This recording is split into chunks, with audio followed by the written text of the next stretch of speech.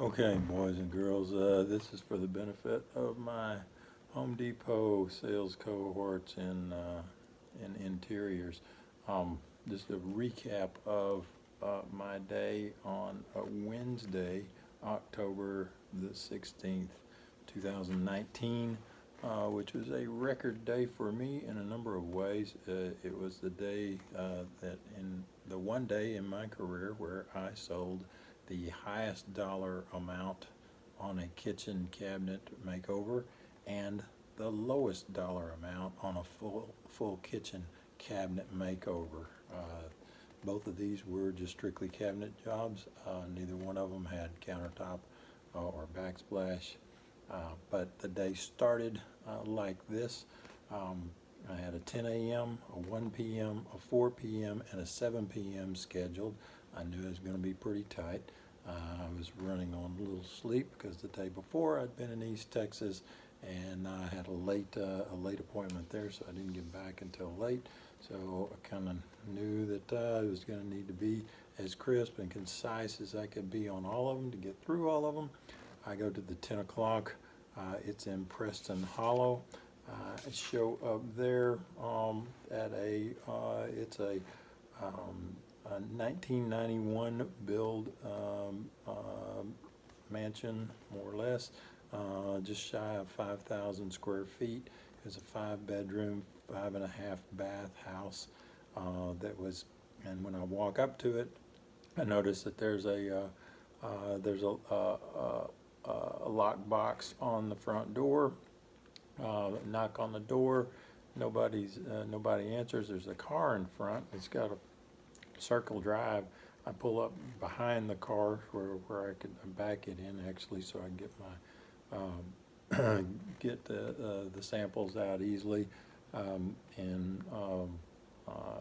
I assume that there's somebody there. There wasn't anybody there.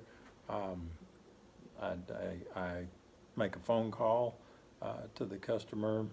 Guy answers, tells me where he is, which he's less than 10 minutes away. He's about 5 or 10 minutes away. I say no problem. See you when you get here. So kind of not really sure what's going on because there wasn't a realtor sign in the front. He pulls up in a 4-door pickup and comes in, and we introductions, go inside. The house is completely vacant, so looks like there's beginnings of starting to do a remodel on it. Small talk, chat, do a little needs analysis. Find out he's had it's had a makeover, done a makeover before. And he liked the process. It was out of San Antonio. There were some things he didn't like about it, in that he didn't like the fact that once the measurement was done, he didn't hear from anybody until the day before they were coming to do the install. Lack of communication was kind of a burn his side up a little bit, but he said he liked it better. He had also in another house. He had put in Thomasville cabinets, so he did a full gut. So he knew what we had, and I didn't find that out until after I'd talked to him about the quality of what we have, and so it kind of came out. I mean, what he already knew was confirmed what I had said, and how and what I'd laid out about what we do, how we do it.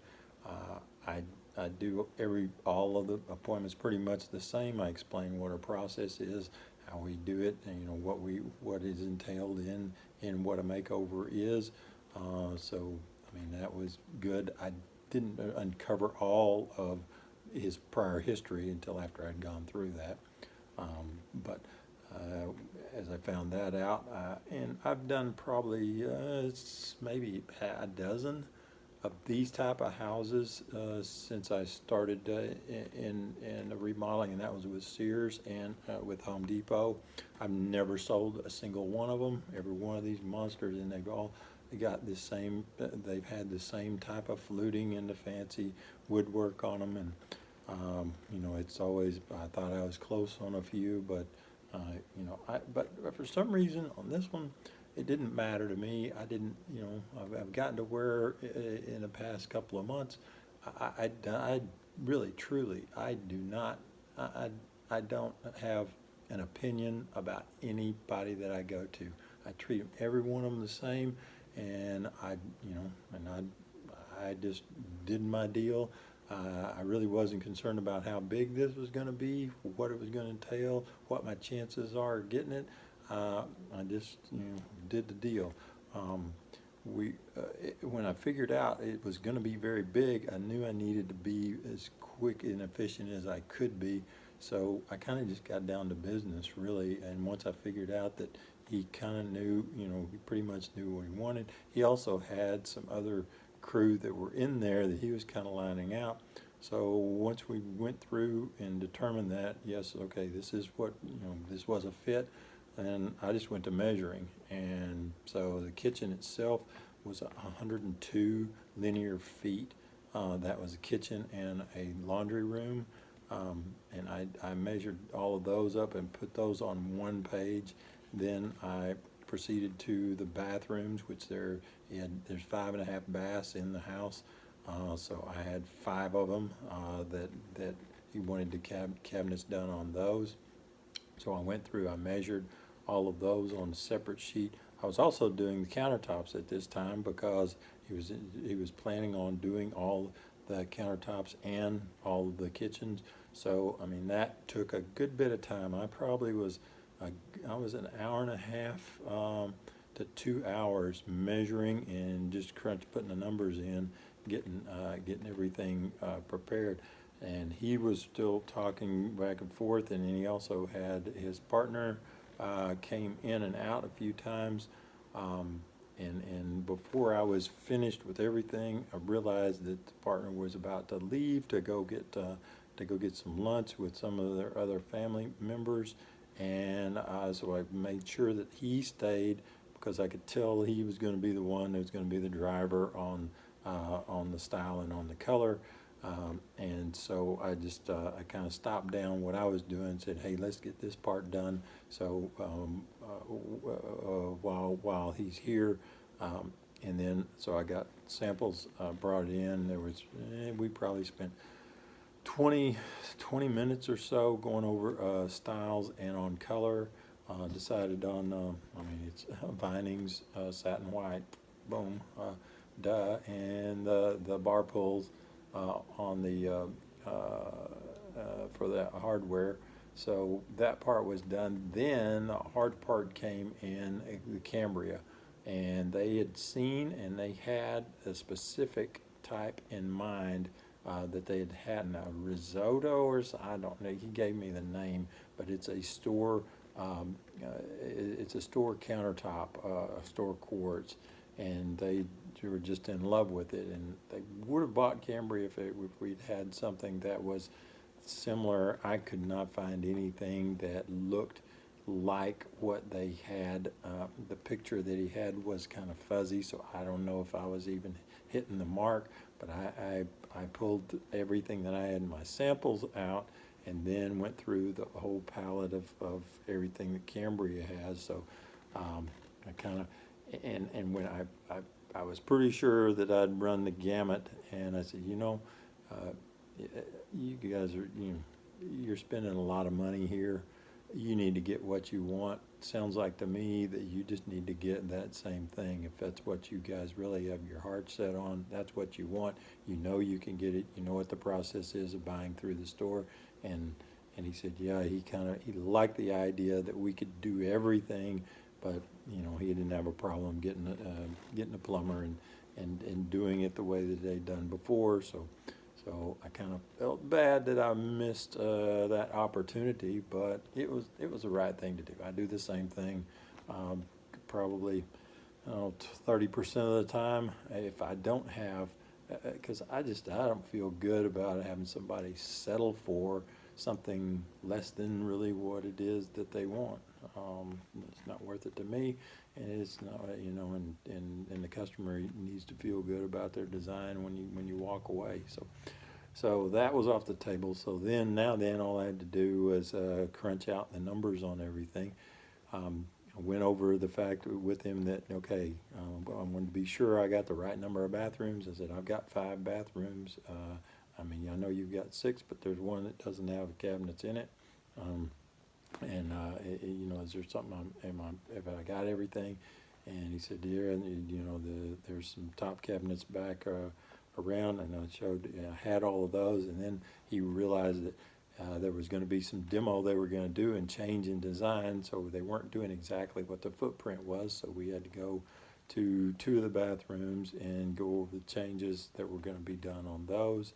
And then also there was discussion on, because they had a special built-in that was going to go in with a espresso machine, and that's when his partner was there, and he talked him off the ledge of, that took up another 30 minutes probably of figuring out, what the options were, how we could modify cabinets and change, and the fact that it was going to be probably around $3,500 or $4,000 to rebuild cabinets to get it in the optimal position versus just pulling out a double oven and replacing the oven with that machine, which would be, a very minimal cost, and that's what he kind of sold the partner on, and I could tell that, I needed to kind of back out and let him do that because it was going to make my job a lot easier, because the modifications would have been kind of complicated, so it kind of worked out for everybody.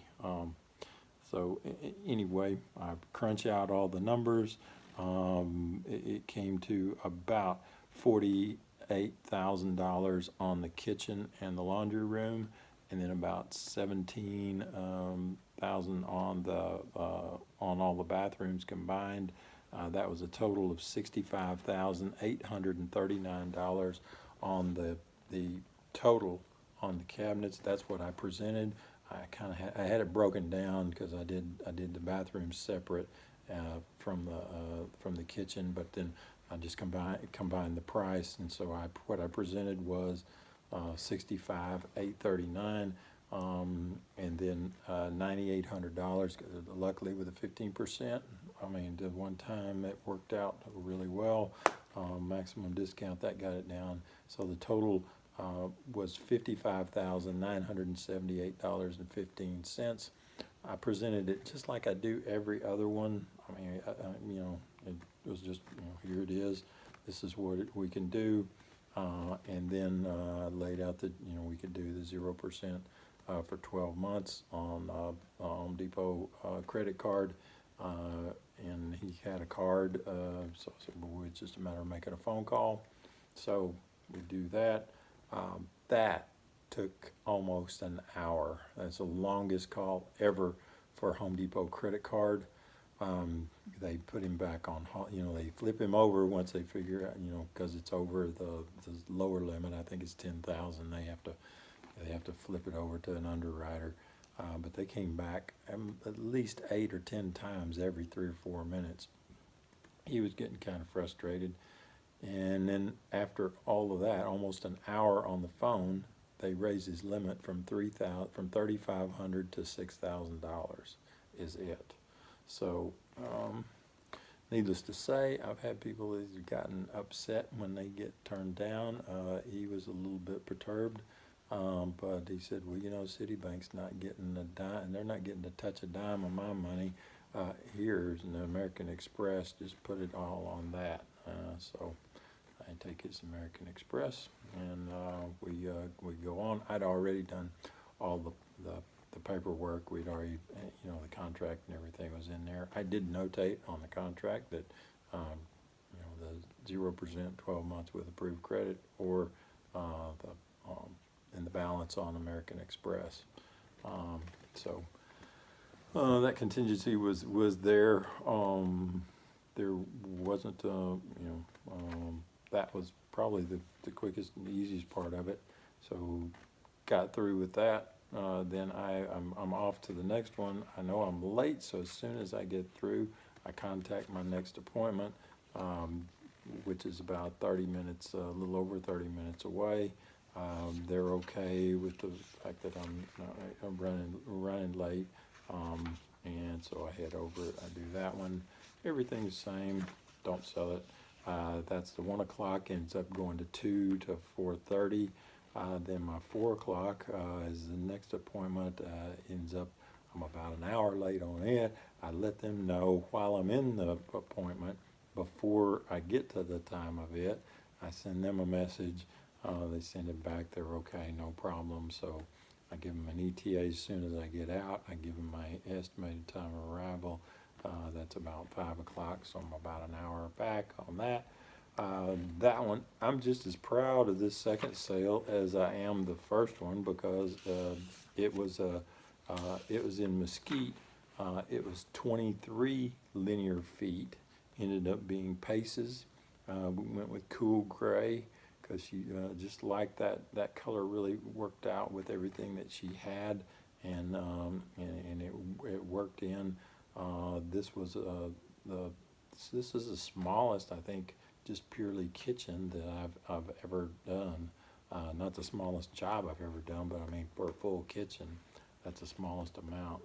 It was a 9,500 gross, 9,533 discounted. It was 81.85.55. We made the call to Home Depot Credit.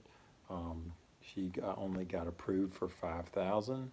She didn't have the money for the difference. I said, well, we got another finance company that specializes in, if you don't qualify for the full amount on there, it'll just be a matter of sending them some documentation. They'll ask you the same kind of questions that they did for your card when you first got it.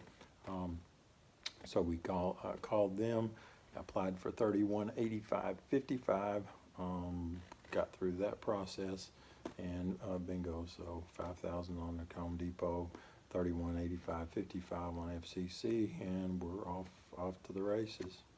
So that one, and again, you just have to not get frustrated when you get screwed over by the finance people. I don't know why, but the last 4 calls that I've made have been inordinately long, and they weren't. I don't know if they're tightening the screws or if I'm just coming up on people that, there's problems. There's weird problems with, but both of these, I thought they had the appearances that there shouldn't have been. They didn't give any indications that they were going to have problems with credit. And I didn't see any indications that told me that there would be problems. I mean, stable jobs, been there for a long time. I mean, incomes that were good, high equity in the home, not debt to equity. There's nothing like that. I don't know what is going on with the credit, but you just got to roll with the punches and then just go down the script and just keep on going until you exhaust every possibility. But make it happen. So then I'm an hour late to my other appointment, which I've already sent them a text and let them know that I'll give them an ETA. Get out there, I'm 8 to 10:30 p.m. on that one, and it was a husband and wife. The wife ended up bailing out before we got to the pricing because she got to get up early. So it's really a kind of a 1.5 leg. Do the price with him after we get through. It's a full kitchen and it's about 26,000. So didn't sell, but that one's a decent possibility. So that's just that's all there is. I know I'm always curious to know what's going on. What happened? How did it go down? What was it? And usually, every time I hear the stories, it's pretty much, consistently you do the right things to do. You go through the same procedures. You ask all the right questions. You move through You don't, you know, you give them all the information you can. I probably need to liven up and be a little more animated when I'm doing the presentation, but you know, I'll just have to muddle through in my consultative mode and methodically get through and give them painstaking amounts of detail, and you know, I'll figure out how to juice it up and maybe get those that I'm missing because I'm putting them to sleep if that's what's happening. But anyway, I hope this helps you guys, and I want to hear some of your stories.